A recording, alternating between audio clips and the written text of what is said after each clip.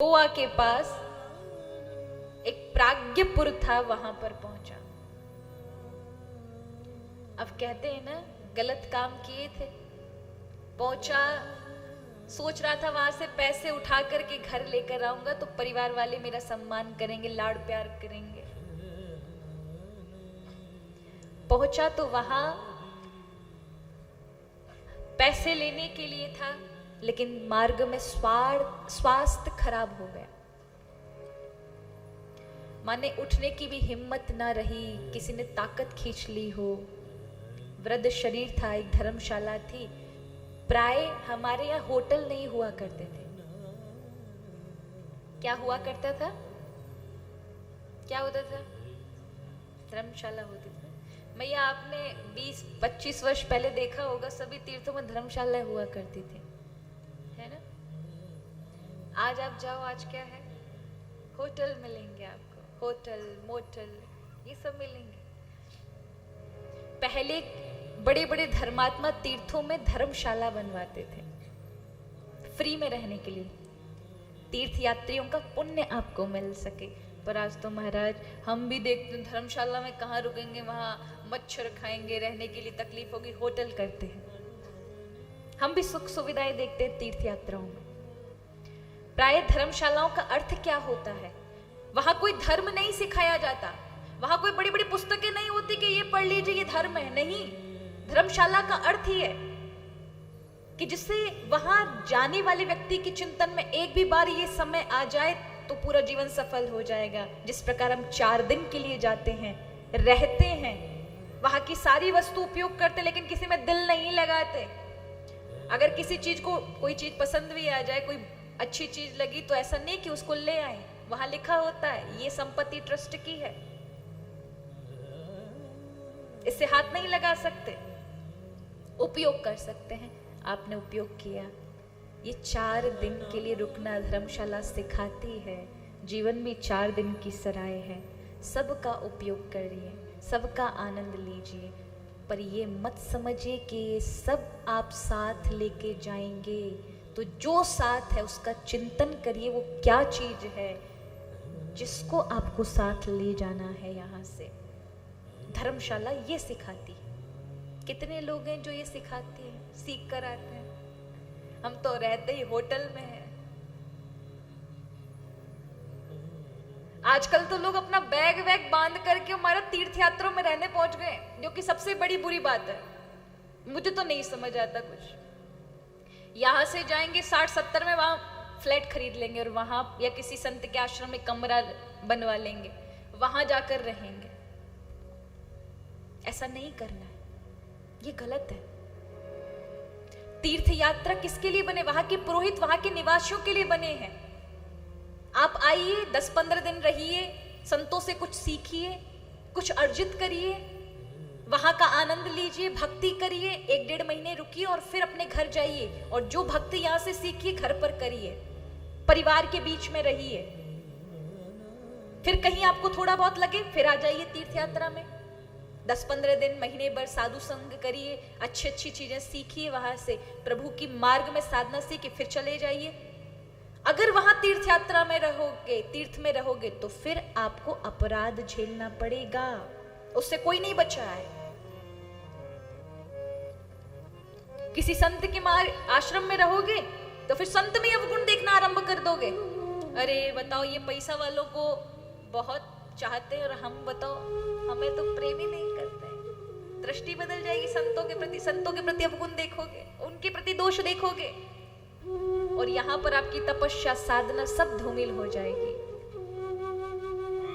याद रखें, निकटता में दोष होता है। कभी कभी बहुत निकट होने के कारण भी हम दोष देख लेते हैं अच्छे लोगों में, और ये हमारे मानव बुद्धि है, मानव मन है, होता ही है, इसको आप रोक नहीं सकते।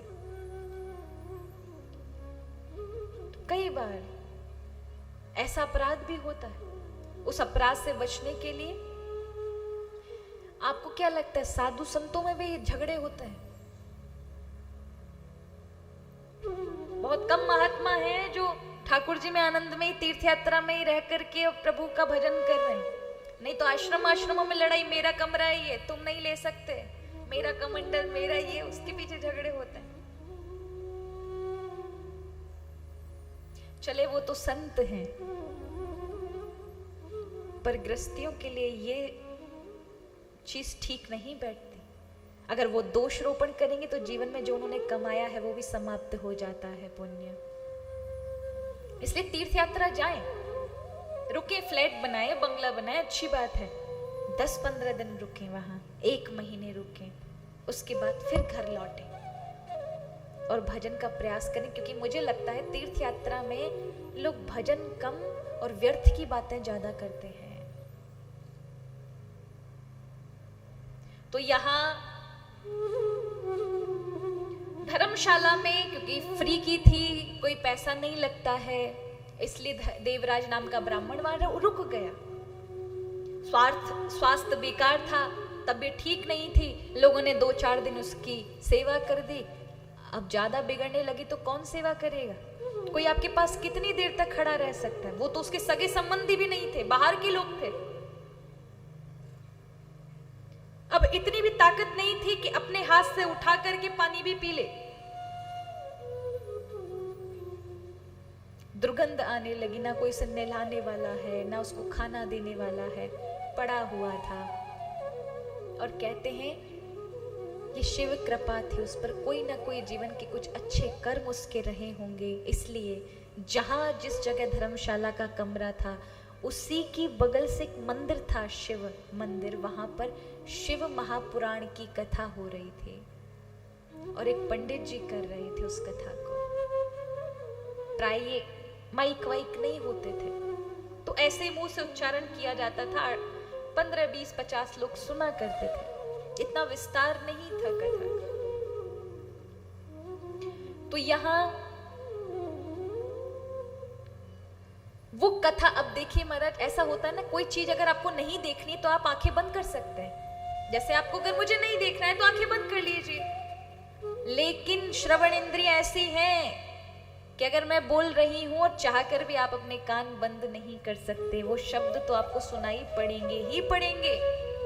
इसलिए वो शब्द उस देवराज ब्राह्मण के कान में ना चाहते हुए भी आ रहे थे और 7 दिवस तक उसने कथा श्रवण की। और जिस समय उसकी मृत्यु हुई तो भगवान शिव के दूत वहां प्रकट हो गए। उन्होंने कहा इसको हाथ मत लगाओ, यम के दूतों से कहा, पर यम के दूत पकड़कर उसको ले गए। नहीं नहीं, ये तो महान पापी है, माता पिता और पत्नी का हत्यारा है, इसने अपने जीवन में अच्छे कोई कार्य नहीं किए, ये तो बहुत बुरी नरक में जाएगा, बहुत बुरी गति से प्राप्त होगी, इसे हम लेके जाएंगे। जब खींचकर उसे लेकर गए और यम के दरवाजे पहुंचे, तब तक बहुत बड़ा शिव दूतों का समूह, शिव गणों का समूह वहां प्रकट हो गया। उन्होंने कहा इसको छोड़ दो। आपस में झगड़ा होने लगा यमदूतों का। तब यमराज अंदर सुन रहे थे, वह निकल कर आए। मनी मन चिंतन किया, कौन, किसको लेकर आए हो? और ध्यान से देखा तो समझ आया इस पापी ने, ये है तो यमलोक का ही अधिकारी, इसको दंड देने का अधिकार है, लेकिन इसने अचानक से अज्ञानवश शिव महापुराण सुन ली है, इसलिए ये अब यहां रहने लायक नहीं है, ये शिवलोक ही जाएगा। यम के दूतों से कहा छोड़ दो। यम के दूतों ने छोड़ दिया। शिव के गण महाराज उस देवराज के चेतनता को, जीवत्व को लेकर पहुंचे शिवलोक में। उसे क्या गति प्राप्त हुई? शिव तत्व की गति प्राप्त हुई। अचानक कथा श्रवण करने का फल है, और आप अगर जानबूझ के कर लेंगे तो भगवान शिव साक्षात प्रसन्न हो जाते हैं महाराज। उनकी विशेष कृपा प्राप्त होती है जो शिव चर्चा को श्रवण करता है। ऐसे ऐसे पापियों का शिव भगवान ने जीवन सुधारा है। इसी में एक कथा और आती है विंदुक नाम के ब्राह्मण की, ये भी कुछ मिलती जुलती सी कथा है, इसका भी श्रवण पान करें। विंदुक नाम का एक ब्राह्मण था जो वाशकल नगर में रहता था, समुद्र के किनारे। एक वाशकल नाम का नगर था, जैसे हम ये रामबाग है, इस स्थान का नाम है। तो वहां पर भी वाशकल नाम का नगर था, वहां विंदुक नाम का ब्राह्मण और चंचुला नाम की उसकी पत्नी थी। क्या नाम था उसका? चंचुला। बड़ा दिव्य ब्राह्मण परिवार था, लेकिन जैसा कि कहा कि गलत संग में अगर पढ़ते हैं तो फिर उसका असर होता है। तो ये विंदुक नाम का ब्राह्मण भी गलत कर्म में रत हो गया। पत्नी का इसने त्याग कर दिया, माता पिता का त्याग कर दिया, गलत स्त्री के संग में आने के कारण। पति ने बहुत समझाया लेकिन नहीं माना। तो कभी कभी क्या होता है, लोग सोचते हैं कि कोई गलत कर्म में है तो हम गलत करके उसे समझा सकते हैं, ये करना गलत है। कभी भी कोई गलत रास्ते पर है तो आप गलत पर मत उतरिए उसे समझाने के लिए, नहीं तो आप मार्ग से भ्रष्ट हो जाएंगे। और याद रखिए, जिसने एक बार पैर रखा है वो चाहे कि वो दोबारा से सही से हो जाए तो बहुत मुश्किल है। असंभव तो नहीं कहेंगे, लेकिन मुश्किल बहुत है फिर से जीवन को सुधारना। बिंदु की पति ने जब देखा उसका पति गलत मार्ग पर है और यहां मैं कब तक सदाचार का पालन करूंगी, तो वह भी गलत मार्ग पर उतर गई। पति गलत कर्म करता था, स्त्रियों के साथ था, ये पुरुषों के साथ रहने लगी। ये सोचकर के पति को बुरा लगेगा तो कहूंगी कि तुम ये कर्म छोड़ दो, मैं छोड़ दूंगी। एक दिन देखा बिंदुक ने तो कहा तुम ये क्या कर रही हो, तो कहा तुम ये सब छोड़ दो, मैं छोड़ दूंगी। तो कहते हैं ना, दुष्ट बुद्धि होती है, गलत कर्म में हम इतने रत हो जाते हैं कि फिर छोड़ने का मन नहीं करता। याद रखिए, पाप, बुराइयां, गलत विचार जब भी हमारे जीवन में आते हैं, पैकिंग होकर आते हैं ना, आकर्षक बन के आएंगे हमारे जीवन में। अगर वो गंदी चीजें हमें अच्छी नहीं लगेगी तो कोई नहीं अपनाएगा, सब छोड़ देंगे। वो अच्छी बनकर, आकर्षक बनकर आती है तभी तो हम अपनाते हैं, तभी तो दौड़ते हैं उनकी ओर। लेकिन जब पैकिंग खोलते हैं ना, जब जीवन में आ जाती है, तब पता चलता है वो कितनी हानि पहुंचा के जाती है हमें। होता है कि नहीं होता? कभी साइक्लोन आया, आंधी आई, तूफान आया, रेड अलर्ट जारी होता है, इस जगह पर आंधी तूफान आएगा, पहले से अनुमान नहीं होता कितना कुछ समाप्त करके जाएगा। जब निकल जाती है ना आंधी, तब परिणाम पता चलता कितने लोग मारे गए, कितने घर ढह गए, कितना कुछ बर्बाद हुआ राज्य का। होता है या नहीं? उसी प्रकार जब विकार जीवन में आते हैं तो ऐसा ही होता है। तो यहां बिंदुक ने कहा, देवी एक काम करो, देखो मुझे कोई परेशानी नहीं है, तुम गलत काम करो, मैं भी कर रहा हूं, अपना जीवन जी रहा हूं, लेकिन तुम्हें जो पैसा मिले पर पुरुषों से वो तुम मुझे दोगी, जिससे मैं अपना जीवन चलाऊंगा। इसे क्या कहेंगे? इसे कहेंगे पूरी तरह से भ्रष्ट हो जाना। इसी को कहते हैं महान कलयुग, सदाचार से विहीन, पूरा असुर से भी निकृष्ट जीवन जिसका हो जाए। और दोनों ऐसे कर्म में रत हो गए। क्या गति हुई? बिंदुक को कुछ दिनों बाद क्षय रोग हो गया, जिसको आज की भाषा में टीबी कहते हैं। मृत्यु हो गई उसकी। चंचुला का वे जीवन कब तक मारा? जब तक युवावस्था थी तब तक उसका जीवन बीता, और उसके बाद अब वो लोगों की तिरस्कार का शिकार होने लगी। वृद्धावस्था निकट आई, लेकिन अचानक से कुछ लोग उसके गांव के गौकर्ण तीर्थ की ओर जा रहे थे। गौकर्ण तीर्थ जो है शिव क्षेत्र माना जाता है, भगवान शिव का सबसे प्रिय क्षेत्र है। कहां पर है? आप में से कोई गया है गौकर्ण तीर्थ? आप में से कोई गया है? गोवा में है, गए हैं? नहीं गया कोई? हाथ ऊंचे करने में क्या शर्म आ रही है? आप गई हैं, चलिए बहुत भाग्यशाली हैं। मैं तो कहूंगी बाबा सबको बुलाएं, आप सबको गौकर्ण तीर्थ देखने का सौभाग्य प्राप्त हो। देखो महाराज, कुछ ऐसे तीर्थ हैं जिनसे आपको बहुत कुछ प्राप्त होता है। जैसे गौकर्ण तीर्थ से महादेव की भक्ति प्राप्त होती है ना, वो शिव क्षेत्र माना जाता है। वहाँ गाय के मुख से भगवान का प्रादुर्भाव है, तो गोकर्ण तीर्थ। उसी प्रकार से आप में से ओंकारेश्वर भी गए होंगे, गए हैं ना, खंडवा में आप जाके आए हैं। और कौन कौन होकर आया? चले, बहुत अच्छा। और जो नहीं हो के आए वो हाथ ऊंचे करना।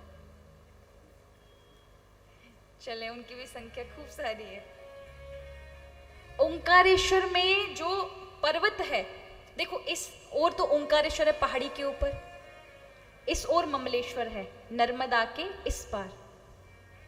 ठीक है, दोनों के दर्शन किए होंगे आपने। हमने तो पूरी परिक्रमा लगाई थी, पैदल भी लगाई माता जी, और वो हेलीकॉप्टर से भी लगाई। हमारे बहुत दिव्य संत हैं, धुनी वाले दादाजी महाराज खंडवा में प्रसिद्ध हैं। उन्हीं की गादी पर अभी रामदयाल जी महाराज परम पूज्य महाराज श्री हैं, बहुत स्नेह रखते हैं। तो उन्होंने अपनी यहाँ कथा करवाई, तो हमको कहा कि आपकी इच्छा होगी वहाँ पर दर्शन करने। तो उनका खुद का प्राइवेट चौपर था, तो उन्होंने कहा कि आपको पूरा दर्शन करा देते हैं, आप कहो तो। वहाँ तक हमें लेकर गए थे, वहाँ अहिल्या भाई का जो मंदिर बना हुआ है माहेश्वर तक, हमने वहाँ पूरा माहेश्वर देखा। और फिर ओंकारेश्वर पर भी हमने पूरी परिक्रमा लगाई थी। और पैदल भी मैंने एक से दो बार लगाई है, शायद होगी 12 किलोमीटर की, पर बहुत दिव्य थी।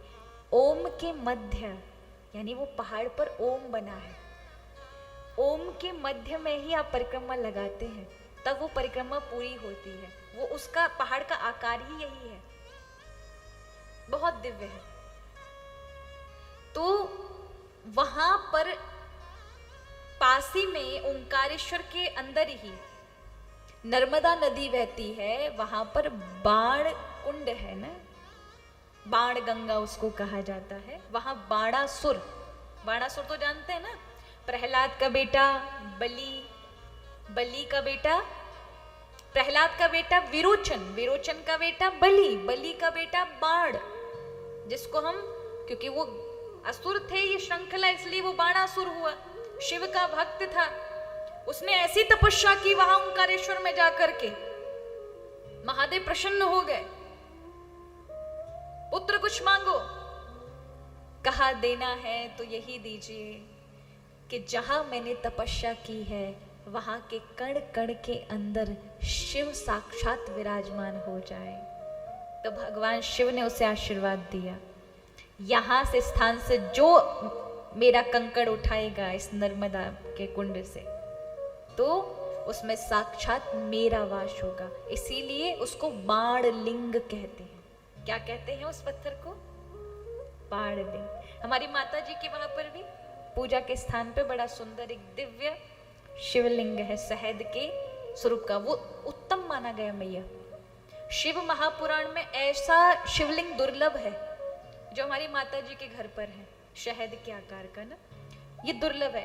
इसका दर्शन करना भी परम सौभाग्य की बात होती है, बहुत मुश्किल से मिलता है। ये एक श्याम रंग का नीला छटा आकार को ले, जैसे बादल होते हैं भाद्रपद मास के, जो अभी आप देखेंगे बादल जो चलते हैं नीले एकदम काले, ऐसे रंग का यदि शिव का दर्शन हो जाए, शिवलिंग का, वो भी बाणलिंग हो, तो देखने वाला एक ही बार में तर जाता है, इतना बड़ा पुण्य मिलता है। तो शिवलिंग जो है वहां से लेकर आना चाहिए। कहां से लेकर आना चाहिए? आप ओंकारेश्वर जाएं तो बाणलिंग लेकर ही आना चाहिए। ये 5 चीजें तो घर में होनी ही चाहिए आपकी। अगर ये 5 चीजें घर में नहीं है तो वो घर देव स्थान वैकुंठ नहीं कहलाता।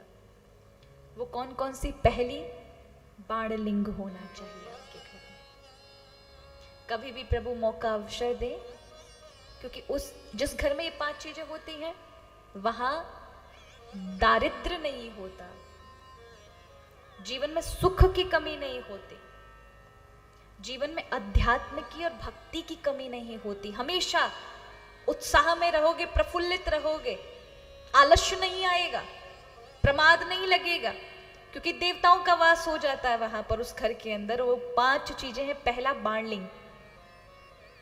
दूसरा है हमारे नेपाल में गंडकी नदी है। आप में से गए होंगे कुछ लोग, गंडकी नदी भी नहीं गए हैं। आप गए हैं? वाह, परम भाग्यशाली। आप भी गए हैं? और आप भी गए बाबूजी? भैया भी गए हैं? और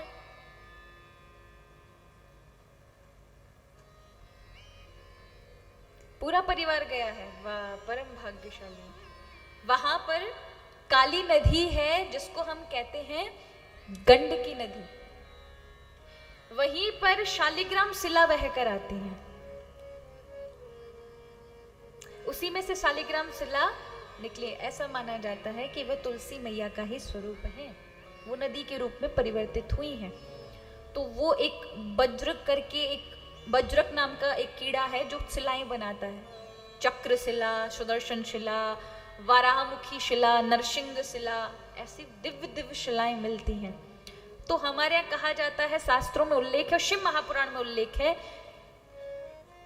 कि नदी का जल से स्पर्श करती हुई शिला यदि आपको मिल जाती है तो वो उत्तम है। कभी भी किनारे की शिला को मत उठाइएगा जिसमें जल का स्पर्श नहीं, वो पिंगल मानी जाती है। अगर ऐसी शिला लेकर आते हैं तो फिर दुख जीवन में आ जाते हैं। और यदि काली वो गंडकी नदी का स्पर्श कर रही हो, पानी ऊपर से बह रहा हो, ऐसी शिला को उठा के ले, वो साक्षात विष्णु है महाराज। कौन है वो? तो देखो, निराकार रूप में शिव का बाणलिंग हो गया, निराकार रूप में ही भगवान का स्वरूप हो गया शालिग्राम। दो चीज। तीसरा, गरुड़ घंटी घर में होनी चाहिए जो आप बजाते हैं पूजा में। ये तो पूजा में बजाया ही बजाया करो महाराज, पूरे घर में घुमाया करो, रसोई घर में, आपके जितने कमरे हैं सब में दिया करते हुए घंटी बजाया करो। उससे नकारात्मक चीजें भाग जाती हैं, कई प्रकार के दोष दूर हो जाते हैं। गरुड़ कौन है? भगवान के पार्षद हैं। जब हमारे ब्राह्मण आदि जब स्वस्ति वाचन करते हैं ना, सुना होगा, जब भी घर के अंदर प्रवेश करते हैं या कहीं जाएंगे या अंदर आएंगे तो स्वस्ति वाचन होता है, तो करते हैं तो उसमें गरुड़ भगवान का भी नाम आता है। स्वस्ति न इंद्रो वृध सर्वाः, स्वस्ति न पूखा विश्ववेदाः, स्वस्ति नस्तारक्षो अरिष्ट नैमि। आरक्ष भगवान गरुड़ जो समस्त अरिष्टों को, यानी महान से महान दुविधा संकटों को हरण करने की जो सामर्थ्य रखते हैं, वो अरिष्टों का निवारण करे। इसलिए गरुड़ घंटी जब बजाई जाती है तो जीवन से दुविधा भगाना होता है ना। दुखों का जो आगमन आपके अनायास भाग्य के कारण हो गया है, गरुड़ घंटी बजाइए तो देखो जीवन में दुख आएंगे लेकिन आप पर प्रभावित नहीं होंगे। तो 3 हो गए, एक बाणलिंग, शालिग्राम शिला और गरुड़ घंटी। चौथा है शंख होना। घर में शंख होना बहुत आवश्यक है। और कैसा शंख? बजने वाला शंख हो।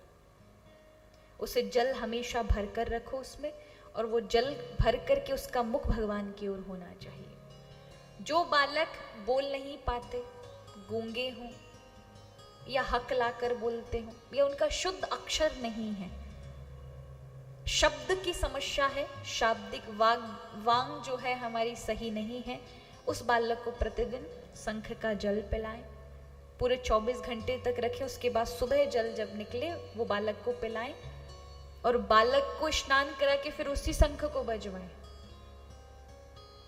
जिस दिन स्पष्ट रूप से बजाना आरंभ कर देगा, उसका वाक्य खुल जाएगा ना, फिर आपके पूरे परिवार में उससे चतुर वाक्य में कोई नहीं होगा। लोग ये भी पिलाते हैं, और केदारनाथ के नीचे गौरी कुंड है।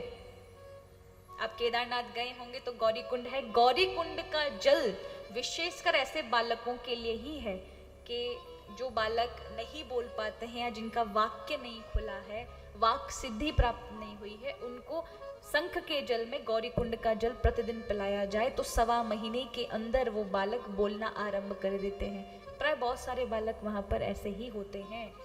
वो किसके कारण? माँ गौरी की तपस्या के कारण है। उस जल में ताकत है ऐसी। लेकिन वही आप घर में भी कर सकते हैं शंख के माध्यम से।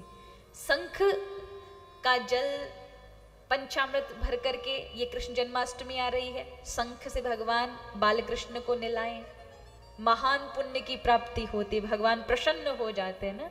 इसलिए प्राय हमारे यहाँ कृष्ण जन्माष्टमी में महाराज शंख से ही अभिषेक किया जाता है, दूध दही शहद आदि शंख से ही।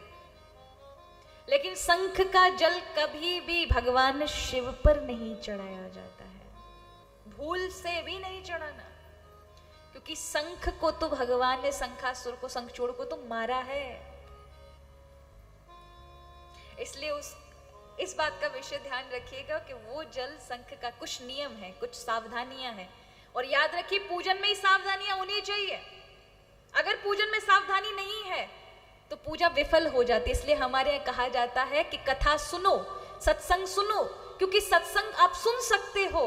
पूजा में बड़ी सावधानी, क्योंकि पूजा काम्य फल देने वाली है, तुरंत फल देने वाली है, लेकिन उसमें सावधानी होना बहुत आवश्यक है। अब लोग पूजा कर रहे होते हैं, ब्राह्मण देवता करवा रहे होते, सावधानी नहीं होती, रिश्तेदार इतने बैठे होते, सब माइंड में चल रहे होते हैं। पूजा में तो छोड़ देना चाहिए महाराज।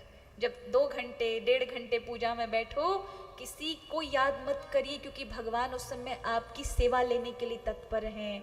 आशीर्वाद कौन देगा? ये तो सब समझ जाएंगे रिश्तेदार इत्यादि।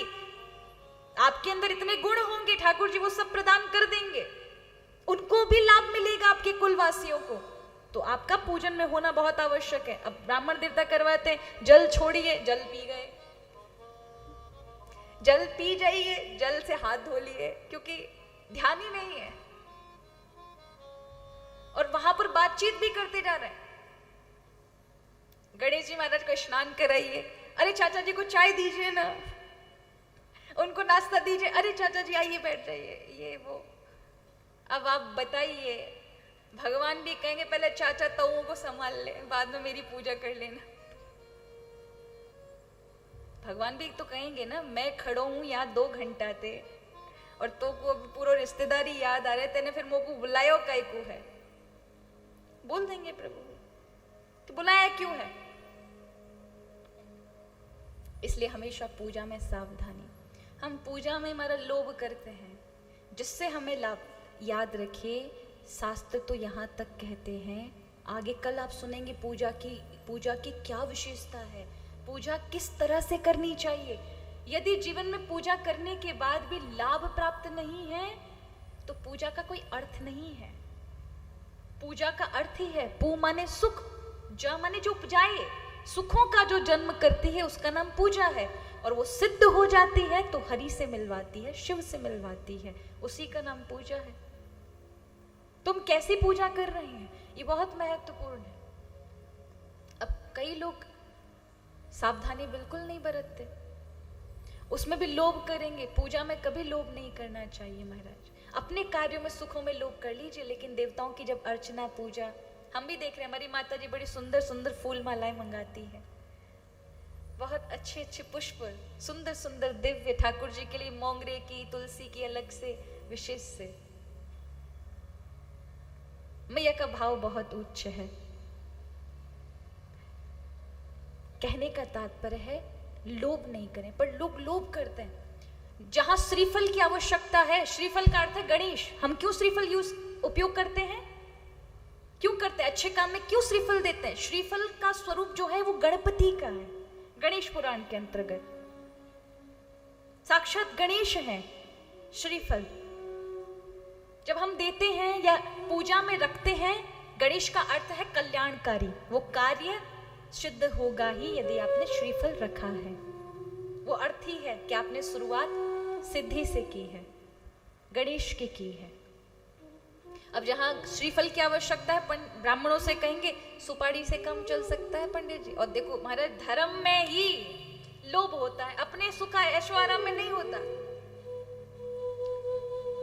हम लोग किस में दिखाते? धर्म के कृत्य में। इसलिए आप जाइए बाजारों में, बड़ी बड़ी होलसेल लगी होंगी साड़ियों की, वहां जाइए।